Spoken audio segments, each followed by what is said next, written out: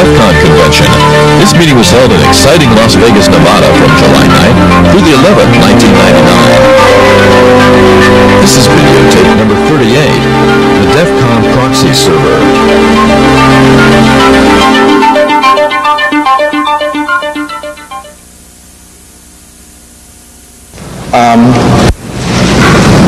It's an interesting story on how it came up at first. Me and a friend of mine were at Comdex 2 years ago right here in Las Vegas, and we were looking at this vendor who had a context or a content-sensitive filtering device, and we couldn't get to any porn sites. We didn't want to go to any porn sites, but their thing was if you could get skin on a page, you would get this teddy bear with bondage on it, or with bondage gear on it, and that's what we really wanted. We wanted the teddy bear, we wanted to bring it home. How many of y'all use the Defcon Proxy Server? How many of y'all think it sucks? Well, that's good. Anyway, what happened is we tried everything we could to get past this device, and what we eventually tried to do was go to this site that was basically all images and no text. And even by IP address, we couldn't get past this device. So it kind of planted a seed with me, and I wanted to see if I could do something to get around this, so I started playing with proxy servers. And what we're going to talk about today is exactly what is a proxy, because this is the newbie track, but I'm sure most of y'all know what a proxy is, because most of y'all already use it. Why use a proxy server? Why would you want to use such a device? Is it really anonymous, which is a big issue for you guys, I know. And a new access policy. There's some things that have come up in terms of present resources that we have available to us, and just network utilization. So there's going to be some policy changes to the proxy server, but don't be alarmed. We're still going to offer with some basic free access. Exactly what is a proxy? Well, in networking or computing, a proxy is a device that separates you from a third party. There are web proxies, there are telnet proxies, FTP proxies, but because web browser is the predominant application on the internet, you'll see web proxies more often than that. And this is a high-level topology of how a regular or a non-proxied web sessions just go. You have Dilbert, porn surfer, or just hacker down there at the bottom, and you have a home user up there at top. And what happens is direct TCP connections are made on port 80 or any other web port, but their common published ports are 80, and for SSL it's 443. And you go directly over to the porn sites. And that's kind of intrusive because you can pass environments over there, your email address, things like that, IP address, who you are, basically, where you came from and where you come from in terms of what ISP you're using. What the Defcon proxy does is it acts as an intermediary device. If you'll see I'll call the segment over to your left, to the left side of the proxy server, segment A, and we'll call the one on the left segment B. On segment B, the green dotted lines, the proxy server will take your request, and then it'll go to the site for you, bring back all the data, and then rewrite the pages and display them to you. And when it does that, it rewrites the link, so any subsequent link that you press on thereafter will force you to the proxy server. So you don't have to worry about that. There's some things when there's an FTP link or an email link, and it's going to make you leave the proxy. It'll warn you before that, it'll give you the link in case you do want to go there anyway. The real, well, a lot of issues where people were writing, URLs were showing up in corporate proxy filters, and they were concerned that their boss or the government might be able to view the traffic that was going over there, because it isn't anonymous. It's anonymous from the all-sort proxy to the destination website, but it's not at all anonymous between all-sort and you. And even the red dotted lines on segment A show that it's an encrypted session, but even though it's encrypted, it's not really anonymous.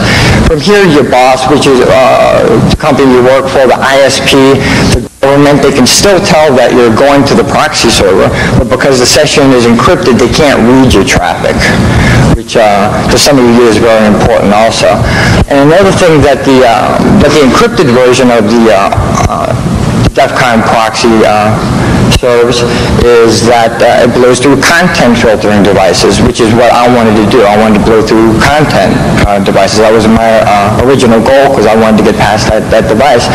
So if your boss is going to let you go out on 443, which is at the SSL port, and you can make it to the Defcon proxy server, you're going to be able to pretty much get whatever you want. What happens is you go out destination port 443, and then the Defcon proxy server will go out destination 80. So you can visit non-SSL sites by using SSL on all-serve. I'm sorry, Defcon. It used to be all-serve, and it became a part of the Defcon organization not too long ago.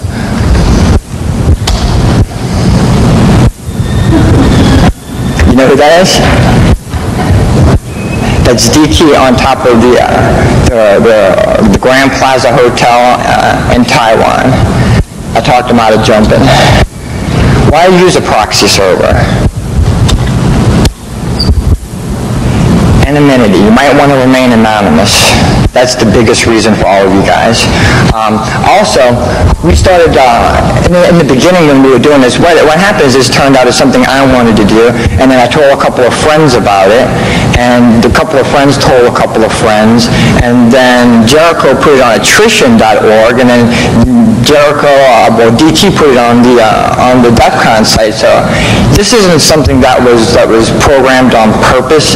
It was programmed on purpose, but it wasn't engineered. This is not something that was planned to be rolled out to millions and millions of people, and it is millions and millions of people, believe it or not. I know it's Sunday and it's early and turnout's kind of low, but on the Tuesday that we stopped logging this service, which was about 4 weeks ago when we stopped testing it, we basically logged to see where people were going. We didn't care who you were.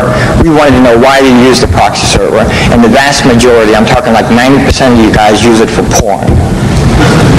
I'm serious. Not a lot. I mean, we saw people rooting around in CGI bins and going to government sites and stuff like that, but the vast majority of you guys use it for porn. And what I was going to do today is I set out last night on a mission to go look for the little teddy bear with bondage on it, but I couldn't find it. So what I did is, we have goodies today, by the way. In honor of Iowa, where the proxy server is based out of, I got y'all an inflatable pig blow-up doll. You're a lucky guy. But anonymity is the biggest reason why a person would want to use our proxy server. We guess, we assume. The second one is you're forced. You might not have a choice to use a proxy server. If you're in a corporate environment and you're sitting on your company land, they may have a proxy server that they force you to go through.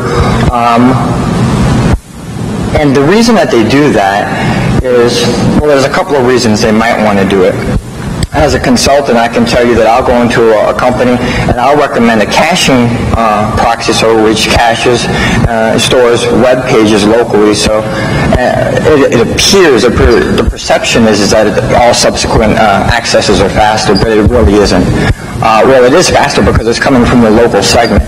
And what you do by implementing a caching proxy server is you can lower the utilization on your WAN link, which is very important, because if you go to a company and, for example, the company's WAN link, say the public internet connection's a T1 and it costs $2,700 a month, if you tell them that you can cut down on the utilization of their WAN link and put off upgrading that line for another year or so, they'll save, tens of thousands of dollars over a period of a year. And you get a big yawn when you tell them that. Another reason that they force you to go through a proxy, and probably the real reason, is if you go to the HR director and you tell them by implementing a caching proxy server that you can spy on your employees and see where they're going and back up the pages that they go to, well, then you get the PO signed in like 30 seconds. Bypass restrictions. Your government might have a firewall or filter based on content, have a firewall or filter based on content or site destination. And this is really popular with countries like Cuba, China, Russia. They don't want you to go to the CNN site. They don't want you to go to the American government site. And I'm not saying that you can come to America and get the real story. I'm just saying that they can come to America and get the other side of the story, and they can make a decision based on what they've learned. And I recently got a letter from a guy in Russia who said that he really, really likes their proxy server and he uses it all the time. And he sent that to me in email. He said that he uses the encrypted version because he can bypass the government that way. And what happened is he sent it to me in clear text email. So he used the encrypted version of the proxy. Then he sends me the email in clear text. So I envisioned like the government going there and killing him a couple minutes later because I responded to him. I never got back. Who knows who that is? Microsoft? Here. I don't want to throw it. You want it? You don't? It's a jack-off glove. Anybody else want it? No? Yeah, it's a proxy glove. It's a proxy for your hand. Okay. I got better prizes as we roll on. Well, hold on a second. You want the pleasure cups instead? Okay. I can't throw them. They're too heavy. Is it really anonymous? No, but I feel that we've made a good effort in that part. The best effort, actually, that we can do, I think. It's encrypted. Your boss still knows where you're going, but even more importantly to some of you guys is between the Defcon proxy server and you, there's no way to control who's going to be monitoring that, who's going to be sniffing that. Even though they can't see your data, they know that you're using the server. And the government, I think, can brute force that encryption, but I don't think your boss can. So if you're going to use it for porn sites, I think you're fine. But if you're up to no good, who knows? Whoops.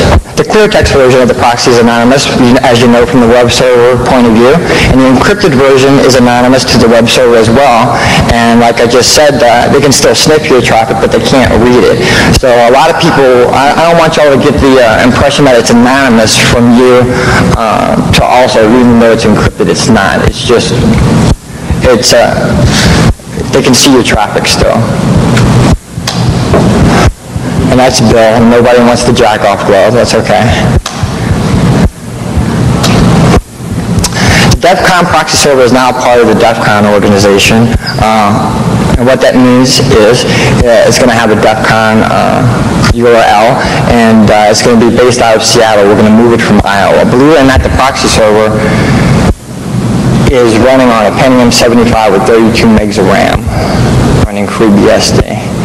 And it's getting beat to death right now. And during peak periods, the machine almost dies. So we're going to upgrade the machine. It's going to go on a dual Pentium machine, and it's going to go to a place where we have an Ethernet connectivity to a DS3.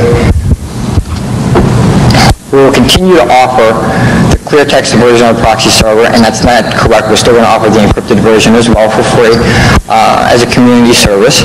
And we're going to limit the bandwidth. I think we're going to start off at 256, and I think we're willing to go up to 512K for the proxy server, for the free services.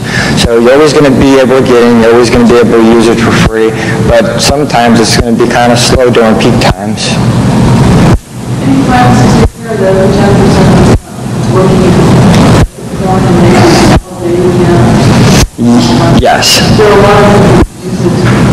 For what? What do you use it for? What do you use it for? If you don't mind saying. Okay. All right. But I know other people who use it and they're not open. Okay. Okay. And I would rather see them, something I want us to go with.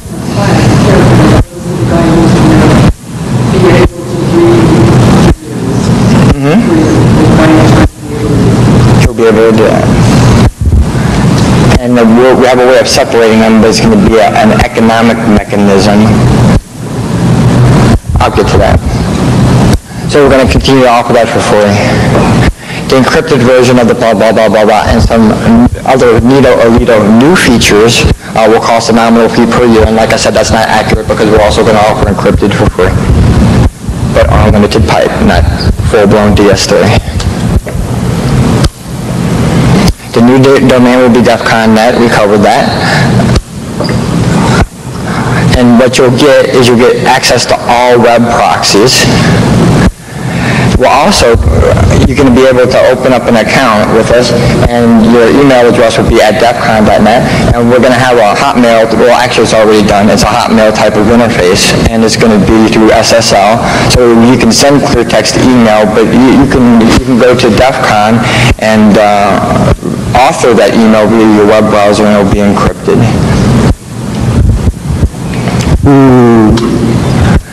And we're also going to have Telnet and FTP proxies, and they're going to be authenticated using your Defcon net login. Because a lot of people actually are requested the Telnet, not so much the FTP, but a lot of people are requested the Telnet proxy. The membership is going to be $50 per year. We're going to donate some of that to either EFF or EPIC. So it's going to go to a good cause, any leftover that we have. But mostly we did this to try to separate the people who are looking for free porn, actually. We don't know if it's going to work, and because this isn't a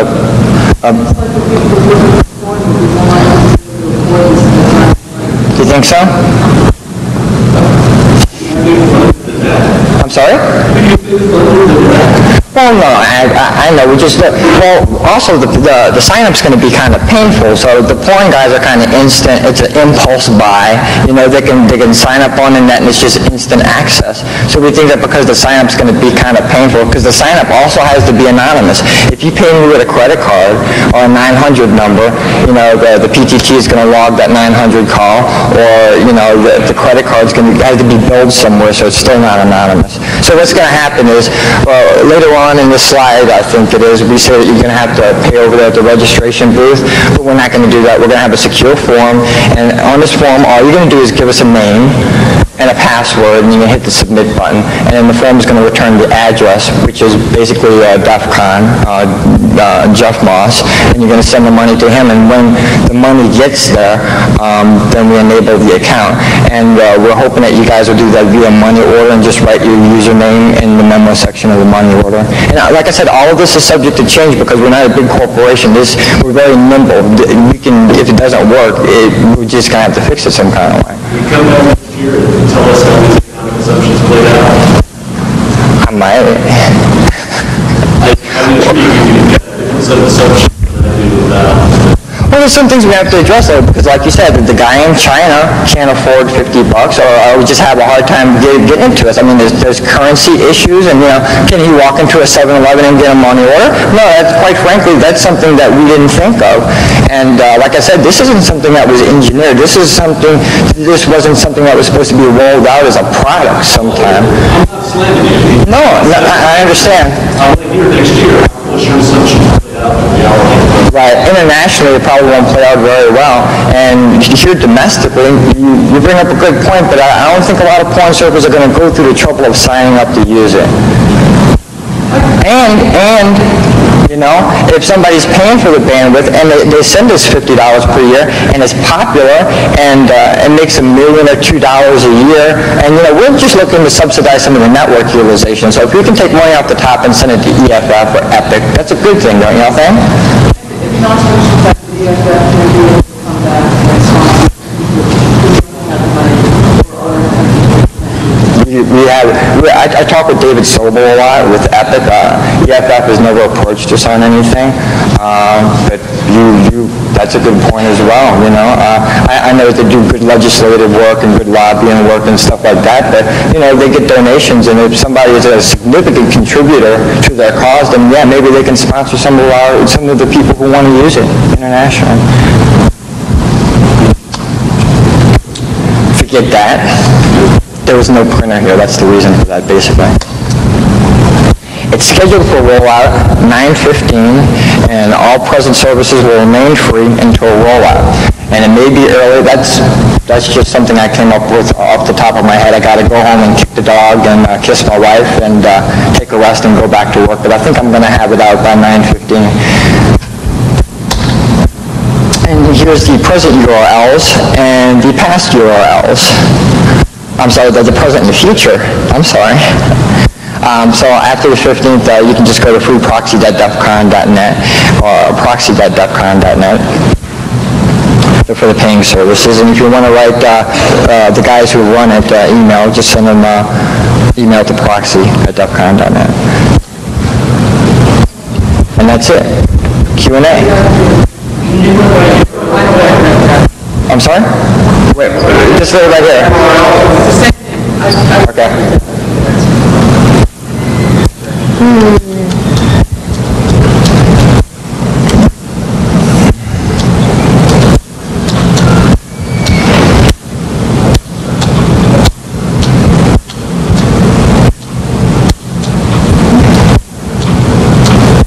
Did I get all this?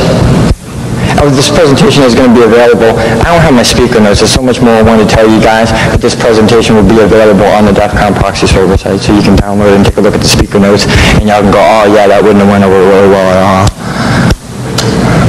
There we go. Okay, guys.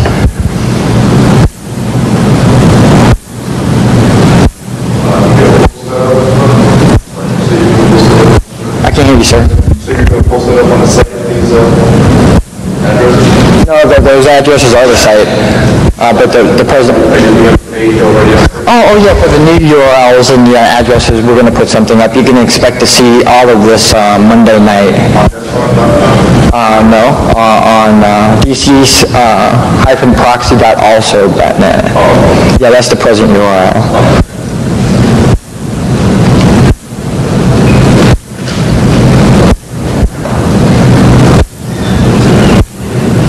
Any questions?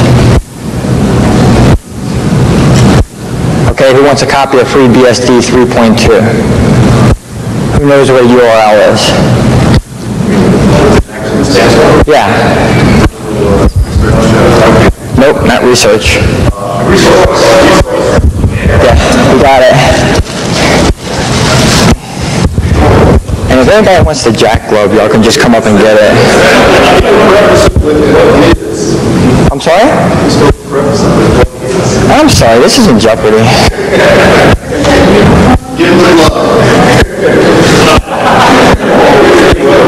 Universal, I think. Universal. Yeah, hold on a second. You got to throw it away.